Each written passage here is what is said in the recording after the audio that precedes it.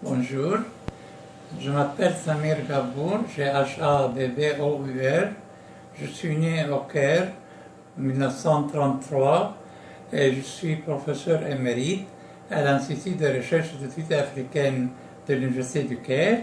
Je suis très heureux d'être ici au foyer de projective chez Madame Goubaud-Dimon qui m'invite à cette interview. Ma vie, je peux la diviser en certaines étapes. D'abord, avant 1940, quand le Caire comptait 2 millions d'habitants, dont à peu près 10% étaient des francophones, alors j'ai grandi dans un milieu francophone. Tous nos voisins étaient des Méditerranéens, des Italiens, des Albanais, des Grecs, des Libanais, des Arméniens. Et ainsi, j'ai appris le français dès mon enfance. Puis, je suis entré aux écoles égyptiennes gouvernementales, où l'anglais est considéré première langue européenne. Et parce que mon père était professeur de langue anglaise, je me suis mis dans la culture anglophone. Donc, j'ai profité des deux cultures. Quand je suis allé à l'université, je préférais entrer à l'école de sciences, la faculté de sciences, où l'enseignement est en anglais.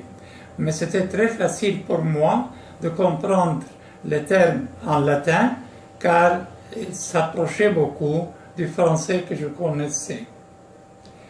Puis, j'ai travaillé 3 ans dans les écoles de la campagne. C'était obligatoire, comme un service social. Et en rentrant au Caire, un des professeurs de la faculté de sciences m'a invité à faire des recherches avec lui pour mon master. Et comme il était spécialiste des vers de terre et qu'il avait très bien étudié leur anatomie, il lui manquait d'étudier leur physiologie et leur écologie. Donc, mon étude était sur la physiologie et l'écologie des vers de terre en Égypte. Et j'ai obtenu mon doctorat en 1971. Mais entre-temps, j'ai passé 3 ans au Soudan comme professeur pour les sciences dans les écoles égyptiennes qui étaient en œuvre au Soudan.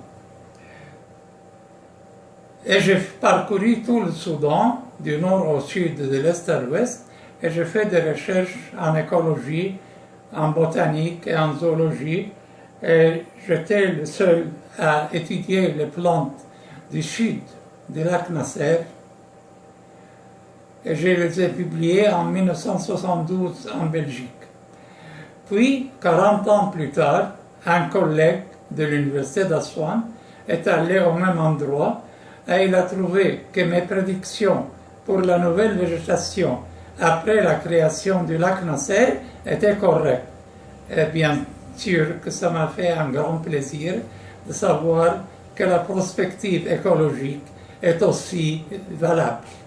Merci.